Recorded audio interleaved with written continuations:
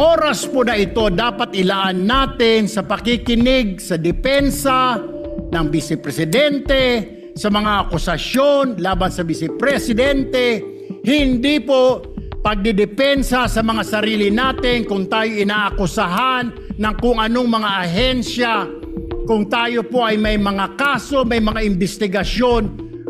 This is not the right forum, Mr. Presiding Officer, Mr. President, Senate President. This is not the right place. This court was established, was created, the impeachment court, for the Vice President and Vice President only. This should be her time. This should be her forum, not our forum here na ilabas natin ang saloobin natin, mga sagot natin sa mga akusasyon, mga kaso laban sa atin. And this is not also the time, Mr. President. This impeachment court was established to try the Vice President of the Republic. Ang punto ko po rito, kasi napapansin ko po ilang araw na nagagamit po natin ang impeachment court, ang oras po ng impeachment court sa pagpapaliwanag. Naintindihan ko po ang posisyon ng aking kaibigan, si Senador Robin Padilla. Yung kanya pong frustrations. Pero gusto ko lang po sana ipaalala sa ating presiding officer, sa ating pong Senate President, at matanong, ano po ba ang ating ginagamit na rules ngayon? O pwede po ba yung mga problema po labas sa impeachment court na ito o labas sa kaso ng Vice President ay dadalhin natin dito? Di po ba ang korte na ito na itatag para po sana kay Vice President at kay Vice President lamang? Mga ebidensya, mga testimonya, mga pahayag patungkol lamang po sana sa impeachment ng Vice President. Kasi dito pong mga nagdaang araw, Mr. Presiding Officer, Senate President, mga kasama, napansin ko po na nagagamit ang oras po ng impeachment court sa pagtatanggol po ng mga nakaraang araw ng sarili ng ilan sa mga kasamahan natin sa mga akusasyon.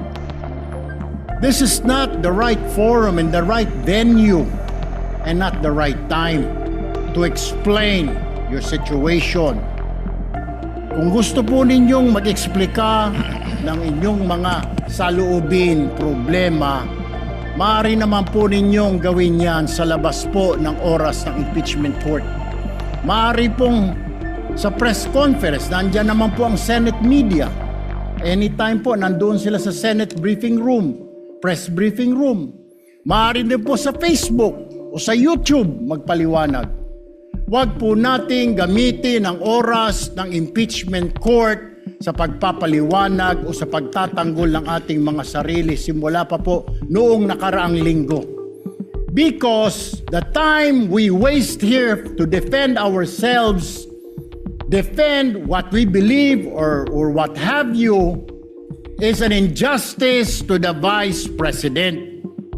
Yung oras po na ito dapat ilaan natin sa pakikinig sa depensa ng Vice Presidente, sa mga akusasyon laban sa Vice Presidente, hindi po pagdidepensa sa mga sarili natin kung tayo inaakusahan ng kung anong mga ahensya, kung tayo po ay may mga kaso, may mga investigasyon. This is not the right forum, Mr. Presiding Officer, Mr. President, Senate President. This is not the right place. This court was established, was created, the impeachment court, for the Vice President and Vice President only. This should be her time. This should be her forum, not our forum here na ilabas natin ang saloobin natin, mga sagot natin sa mga akusasyon, mga kaso laban sa atin. And this is not also the time, Mr. President, Mr. Presiding Officer, na hanapin yung mga kasama nating nawawala, nakakulong, dapat po doon sa Senado natin, sa sesyon natin, and not here in this court, Mr. Presiding Officer, Mr. Senate President. Kaya pakiusap ko lamang po sana sa ating mahal na Presiding Officer and Senate President, let us follow the rules. May rules po tayo. Kung hindi naman ho patungkol sa Vice President na sasabihin natin, hindi naman po patungkol sa depensa o prosekusyon ng Vice Presidente natin, then wag na ho natin payagan na magsalita pa po dito because nasasayang. Because every minute, every hour that we waste away from the defense or from the prosecution of the case of the Vice President, it is injustice. It is called injustice to the Vice President, to her family, yung anguish, yung kanyang sama ng loob, yung oras na nakabinbin ang kaso na ito. Let us do this impeachment trial as quickly as possible. If we have to clear the Vice President, then let's clear her. If we have to prosecute, then prosecute her with the evidence kung meron. Not waste our time kung ano-ano sinasabi natin dito to protect ourselves, to defend ourselves.